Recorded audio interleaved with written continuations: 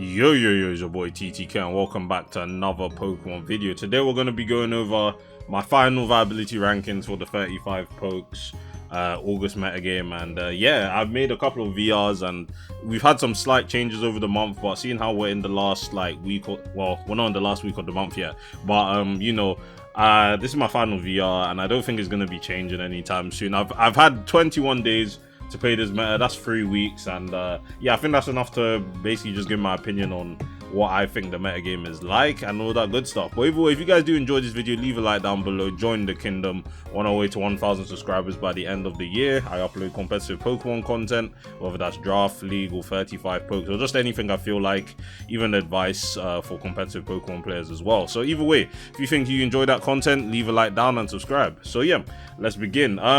So I'm not trying to make this video too long. Again, there's only 35 Pokemon, and I'm just gonna slap them in where I believe they go, and then you know, I'll give some small reasoning and we'll see how short this video can be, because some people say they prefer the long discussion, some people prefer something shorter.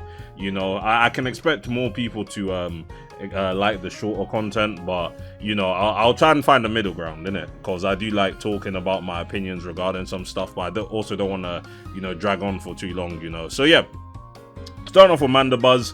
Mandibuzz is an A+, very easily, one of the best defensive Pokemon in the tier. You know, you might think it's detrimental in a tier where Heracross and Scizor dominate and you're a flying type that doesn't resist bug, but you know, Mandibuzz is bulky enough to not really care about not resisting bug. It has reliable recovery, foul play punishes SD Scizor, it can U-turn now, it can toxic, it can knock off. Brave Bird actually threatens Chesnaught and Heracross, Pokemon that are 4 times weak to flying, and yeah, there's no reason not to really use Mandibuzz in the meta game. It can pretty much handle a lot of the physical attackers we have at our disposal. Even something like Boltund doesn't even, like, it obviously can 1v1 Mandibuzz, but you're getting foul played in the meantime, which I'm pretty sure is a 2-hit KO. So, you know, is Boltund really that consistent of an answer if you're getting 2-hit KO'd by Mandibuzz back and like Thunderfang's not doing much? But yeah, Mandibuzz is a pretty solid defensive Pokemon in the tier, and is a mon that I use consistently a lot of the time. Now, moving on to Braviary, I'll put oops, I forgot to add A- into here. Yeah, I'll just put that down because I do think these guys are relative. But yeah, speaking about Braviary, I'm putting Braviary in B+, just because I don't think it reaches the A rank heights that it could. It is just due to the fact that, like, Braviary is kind of weird to use. It's more like a mon that you can run a Choice Scarf for, which can actually do some decent damage. You have Brave Bird plus Close Combat, you have Return as Stab, U-turn to pivot out as well, and it can be an efficient Scarfer, but I feel like any other set that you can run with Braviary isn't really that consistent. Like, I tried running like substitute bulk up sets, like have been running like NU metas of Gen 6, Gen 7, Gen 8 or stuff like that, and I'm just like, they're a bit hard to use just because of the fact that something like Sableye is common, you can get encored, burnt by that, and like it's not really lacking damage, but it's more like you're spending so much time to set up, and I feel like your opponent can just take advantage of that, especially something like Rotom Heat.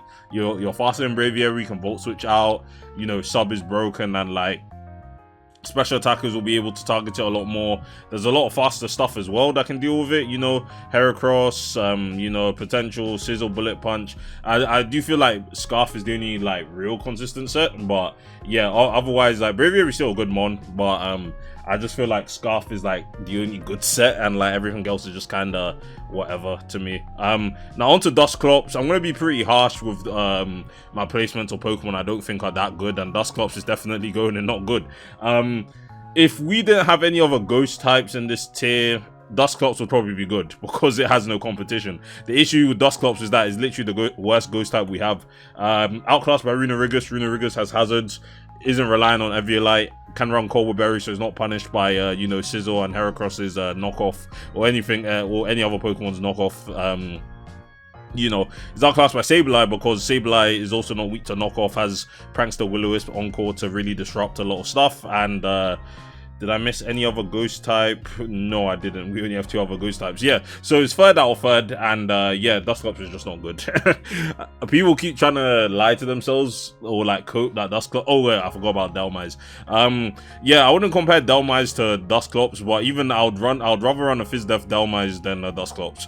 To be honest, at least Dhelmise can spin, has that grass typing to punish Donphan, Lantern, Quagsire, and all of that good stuff. You also have Anchor Shot as like additional stab to just punish like the ice types as well. Like Dhelmise can be so customizable in terms of its bulk that it will somehow live some super effective attack and then just deal the damage back, or you know, manage to go off that rapid spin. But Dusclops is just a wall that sits there and doesn't really do anything. At least Sableye and Runerigus, you know, they have passable attack stats. Well, I think Dusclops' attack stat is 70 and Sableye's is 75, but it's more like how that attack stat is actually used, because Sableye obviously has Stab Knockoff, which is one of the best moves in the game, and Runerigus has 95 attack with Earthquake and Poltergeist. So yeah, Dusclops is simply not good, and I don't think you know, anyone will dissuade me from thinking that. But yeah, onto Sawk here, my favorite fighting type of all time.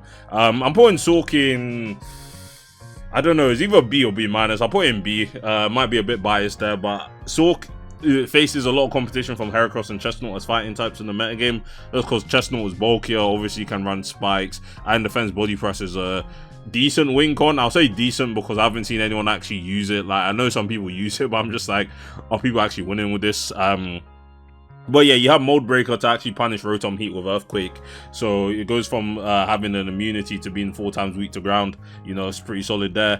Also shares the same speed tail with Heracross. Like, they're very comparable Pokemon, but like, Heracross has that extra bug type and has guts, so he's actually not afraid of like Sableye's burn, and then Heracross also has SD. So obviously Heracross is the much better Pokemon, but Sawk has some unique stuff that Heracross can't do, like sturdy heavy duty boots counter. So it's somewhat like a Magic Guard Alakazam with counter that we've seen in like Generation 7 and Generation 8.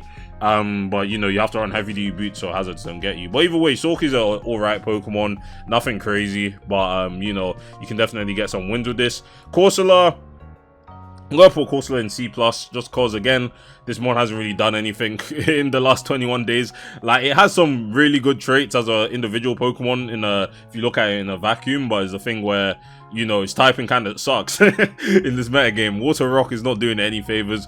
Compare it to Quagsire, which literally has the same water typing, but the only difference is Rock versus Ground, and we all know how Ground is a much better type defensively than Rock, and you know, Corsola's typing does it no favors. Weak to Fighting, weak to Electric, 4 times weak to Grass, you know, weak to Ground. Like, Corsola tries to check things and it can't even check things. Like, it's a pretty... The only reason why I'm not putting it in not good is because of its actual unique traits, like Regenerator, it has Stealth Rock, has Scald, Toxic. Like, it could do something, and I'm waiting for someone to actually do something with it. It's probably one of the best Zard checks, unless Zard is on the sun and, you know, you're clicking Solar Beam and you just get nuked. But yeah, I do think Corsola would have a higher use case than Dusclops, for example. Now, Maushold, a mon that doesn't see much usage, but again, you kind of have to respect Maushold in general. It's a mon that, I'm pretty sure is the second fastest mon in the tier, just behind Boltund over here, base 111. You know, population bombs a move, and fair enough, helmet usage isn't really that high. You know, like, the only ones I could realistically see running helmet in the metagame right now are like Chesnaught, Mandibuzz. I run helmet, Mandibuzz. You have to punish these Scizor and Heracross that are running around, innit?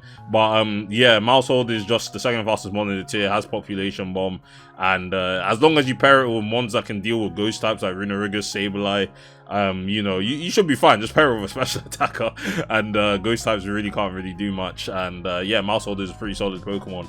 It just doesn't really, I don't really see it get that much usage, because obviously helmet can really shut it down, but at the end of the day, it's a very powerful Pokemon that is threatening to most teams. Now, Vivillon, again, I'm putting Vivillon in B. It's not a mon that you really want to use often, and you'll probably be struggling to find a use case for it, but you just can't deny having a spore. You basically have a spore mon, and spreading sleep is a pretty strong status in general, so that's the only reason why I'm putting Vivillon in B. It's tough to really sweep with it, and I don't think you should be using Vivillon as a sweeper, to be honest, just because of the fact that, you know, you just see the Lantern or the Blissey or the AV Alolan Mark, and Vivillon's not doing anything.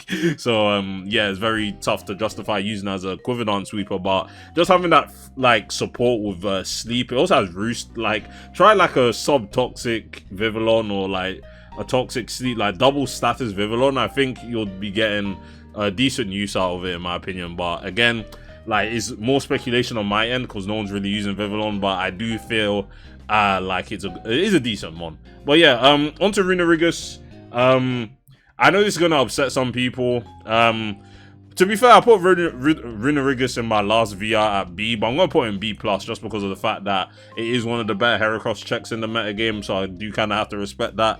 For people saying it's the best ghost type in the tier, it's not. It's always been Sableye, and I don't know why people are sleeping on Sableye. Like, use the mod and you'll see why I think it's better than Runerigus, innit? But, yeah, Runerigus' ability basically shuts down Heracross's guts, because all you have to do is run Colbur Berry. You obviously take knockoff way better. You transfer Wandering Spirit onto Heracross, and then Heracross just attacks with a half the attack stat. So, you know, that's why you're one of the best Heracross answers. Other than that, I don't know, like, you kind of check Scizor, but you don't really, because Scizor just U-turns on you, and fair enough, you resist Bug, but it's more like you knock off the Runerigus, you obviously get rid of its cold, but then you just U-turn out. So, like, you know, people, like, it's only this high for me just because it checks Heracross pretty well. So, yeah, that's why Runerigus is here. Chesnaught is also another one that's pretty much overhyped, in my opinion. I don't know why people rate Chesnaught that highly, to be honest. Like, it doesn't really, it checks Heracross and Scizor alright, because obviously it's a grass type that isn't weak to Bug. But other than that, I just see it losing to a lot of the stronger stuff that I'm going to put higher up. Like, Your Friend by Mandibuzz, Braviary-H, regular Braviary, Mamoswine. Like, it doesn't realistically actually check that much. Like, consider the rest of the Pokemon in the metagame, and you'll see that Chesnaught, other than having the decent matchups into Heracross and Scizor, which Heracross can easily get around with SD, and so can Scizor. You know, Scizor can also run dual Wing Beat, and Chesnaught's not even a check. So, I don't know why it's such an overhyped Pokemon, but, you know, that's just how the people playing this metagame are thinking. But yeah, it is a B+ one, because I can acknowledge that body press and defense is a decent win con, and it has hazards. Like, you know, and it's actually one of the better physical walls in our metagame. So I'll give Chesnaught his flowers where needed, but realistically doesn't actually check that much in the metagame. But onto Rotom Heat. Rotom Heat, pretty much top of A+, one of the best mons in the metagame. Very good pivot, does a whole lot. You can run Nasty Plot, you can run, you know, Fizzle, Spadef, Will-O-Wisp. It's just a very versatile mon, and I do think it holds the tier together well, because, you know, you outspeed one of the best wall breakers. No, you outspeed the best wall breaker in the tier in Heracross, and you can obviously threaten that with Overheat. It really only has one consistent check in Lantern, and, you know, when you only have one consistent check in your entire metagame, you know, you're gonna become a very splashable Pokemon on teams, and that means, you know, you have a high chance of winning. You can outplay your opponents with Rotom Heat's versatility. But yeah, top of A+, most definitely. Now onto Dhelmise. Dhelmise also probably just goes into B+ as well. I'll put it above these two because I do rate Dhelmise's move pool and all the tools that it has at his disposal. It's a spinner, which means that you don't have to rely on running Defog all the time with like Rotom, Mandibuzz. You can free up move slots on those Pokemon that can fit Defog. You also have a grass typing, which allows you to threaten Quagsire, which is pretty solid. Donphan, you have Anchor Shot, and like again, like I mentioned earlier when I was talking about comparing the ghost types with Dusclops, Dhelmise's bulk can be pretty much customized for it to live a lot of good hits. It has recovery with Synthesis, and like Dhelmise is the second best ghost type in my opinion. I think it's better than Runerigus, and you know, again, if you disagree with me, fair enough, but yeah, this is just how I think. Illumise. Now, before I made this video, I was going to put Illumise in not good and say it's the worst mon in the metagame, but I'm going to put it in C+, just because of the fact that someone posted on the Discord some potential shenanigans that Illumise can do, because its tool set, you know, it has Prankster, Encore, U-Turn, T-Wave, Defog, Roost. It has a lot of good moves. Someone was suggesting Specs. I really don't suggest Specs. 73 special attack realistically isn't doing that much to any special realistically, but it's more like it's support move pool that I can put in niche. Just because if someone can show me Illumise replay, I'll believe that it would actually do something rather than Dusclops. So yeah, that's why I'm putting Illumise in C+. Seviper is also a mon I'm putting in C+. In the beginning, some people are just like, oh, Seviper has some potential, it can break down Stool, it has some good mixed offenses, it has Giga Drain, Flamethrower, it has some moves to really catch out some of the top threats. But other than that, Seviper doesn't really have anything else going for it. It's a pretty frail and slow Pokemon. At least Scizor has the same base speed, but obviously has priority Bullet Punch with Technician, is bulkier, and it has much better defensive typing. So, you know, Seviper just isn't really offering much to teams other than, you know, dealing with some select threats which you can just use any other Pokemon for, which are more consistent. But yeah, Boltund, I'm putting Boltund in okay, just because of the fact that, you know, on paper, this mon should do okay. Like, it has Strong Jaw, Elemental Fangs, not Ice Fang, but obviously has Fire Fang, Thunder Fang, Crunch, Psychic Fangs. And, you know, it should do some decent damage, but in practice, Boltund just doesn't really do enough damage for its output and for how frail it is. So, like, sure, you can outspeed every other offensive threat in the tier, but sometimes you're not even going to be able to OHKO them unless you're running Band or Life Orb, which, to be fair, if you're not running both of those items, I don't know why you're using Boltund, to be fair. But, yeah, I just haven't been too impressed with this mon. I'm not putting it in B- because, again, it's the fastest mon in the meta game, and it can actually threaten some top threats like Mandibuzz, for example. So I'm putting Boltund in B. Braviary-H, Sui. Yeah, I'm putting it in very good. You look at the switches to Braviary-H, because you either run Tinted Lens or you run Sheer Force, and you just don't really have any switch-ins. Like, it's the best special wall breaker in the tier by a long shot. I'd say the only thing that's close enough to Braviary-H's special wall breaking power is like Zard and Sun, but again, you need Zard and Sun to do that. Braviary can just run a Life Orb, Sheer Force, and just hit Hurricane. Like, when I saw this thing OHKO max HP Mandibuzz with Hurricane at +1, I was just like, bro, this guy's him. This guy's him. And then you also have Psyshock to get past the special walls like Blissey and Lantern, and there's no reason to why Braviary-H should be anything lower than A+. You're tweaking if you're putting it lower than A+. Mamoswine, I'm putting in A. Hits hard, doesn't really, like, it's hard to kind of find a place for it, but you can run like Ice Spam, to be fair, like Vanilluxe plus Mamoswine. Mamoswine gets that defense boost from Vanilluxe's Snow, and then you're suddenly having a bulkier Mamoswine, and it can actually do a decent amount of damage, and it is bulky. You'll survive like a Scizor Bullet Punch on the Snow, and then like do some good damage to it with EQ. But yeah, Mamoswine is definitely like Maushold. They're mons that are actually pretty good, but not enough people are really using them like that. But yeah, Charizard goes in B+ as well. Probably point out at the top of B+, just because if you actually get Charizard going, it's a very scary Pokemon to handle. Like, it's speed tier.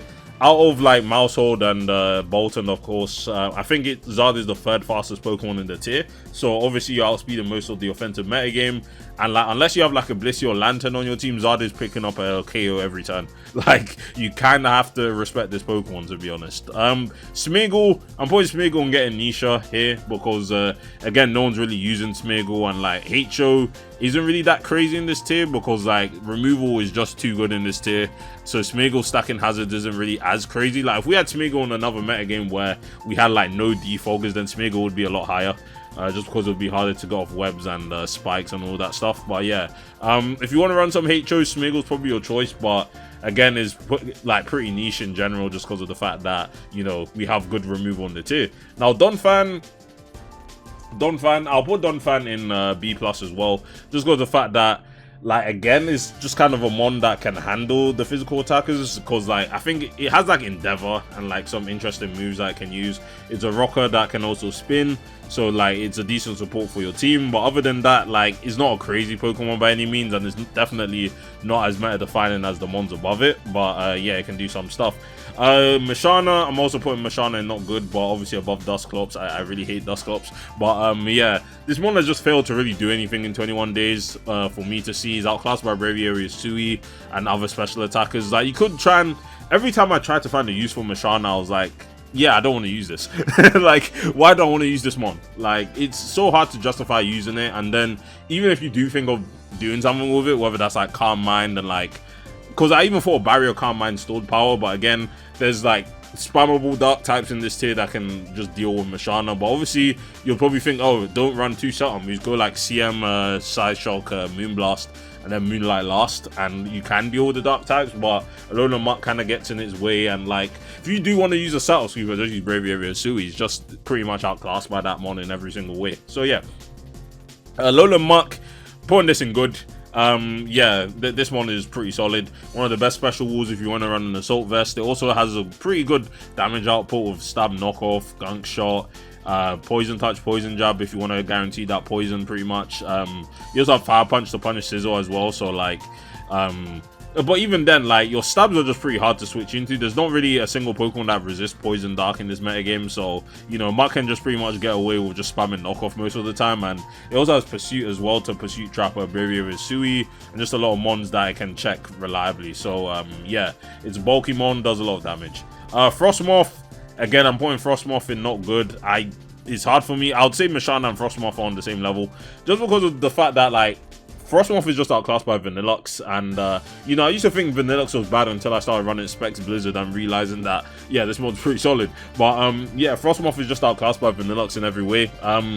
You're forced to run Timid, which means you're actually hitting weaker than Vanilluxe, even though your special attack is 15 points higher. You lack Freeze Dry, so you actually can't punish Lantern in any way. But to be fair, Lantern gets hit by Bug Buzz for decent damage, so I can't really complain there.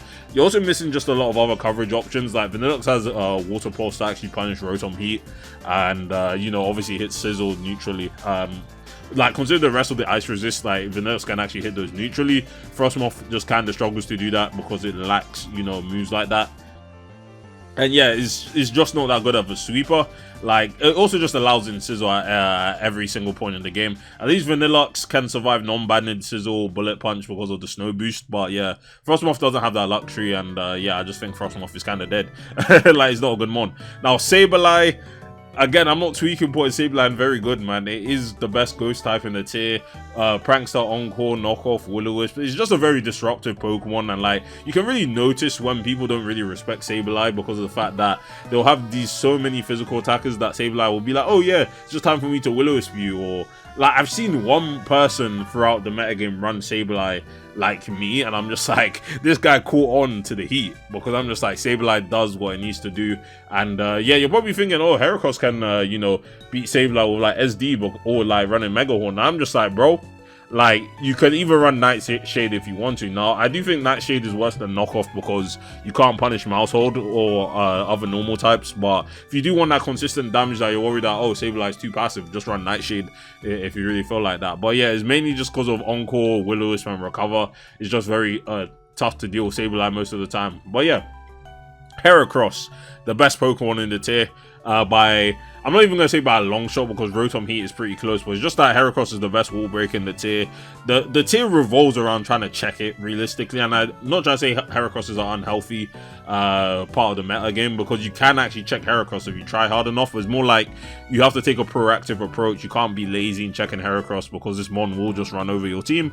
It punishes a lot of stally builds, and like, you notice the amount of stall mons we have, like Mandibuzz, Sableye, Runerigus, Chesnaught, Blissey, and I'm just like Quagsire as well. I'm just like, Heracross is going to punish you building like that because you think you can get away with building stall, basically. So semi-stall is the reason, like, semi-stall is the reason why stall exists overall, just because of the fact if you run full stall, Heracross will just 6-0 you. But yeah, otherwise, one of the best Pokemon in the tier. Now I'm going to put Blissey in A. Probably at the top of A. I do respect Blissey as a special. It does keep most of the special attackers in check, unless, you know, your name is Braviary-H or Spec-Zard and Sun. But, you know, every other special attacker is at Blissey's mercy, and you know, has teleport to get in the breakers, aka Heracross. So yeah, Blissey's a pretty consistent Pokemon in the metagame. Eelektross is also another Pokemon where, you know, it has some potential to do some work, but you know, like, no one's really used it. But I do think Heracross has some pretty good traits. You know, it's immune to ground, it has Giga Drain for the ground, can Volt Switch, U-Turn, depending on which one you want to use, Knockoff, and yeah, even set up Heracross, Eelektross could do something, and yeah, you just have to explore them on a bit more.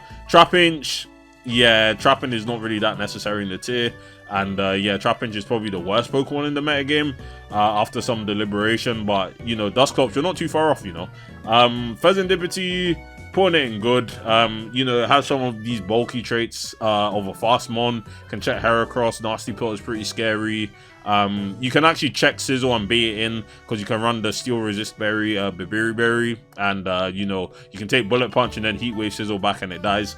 But yeah, Fezandipiti is pretty versatile, and defensively you can check some stuff in this tier.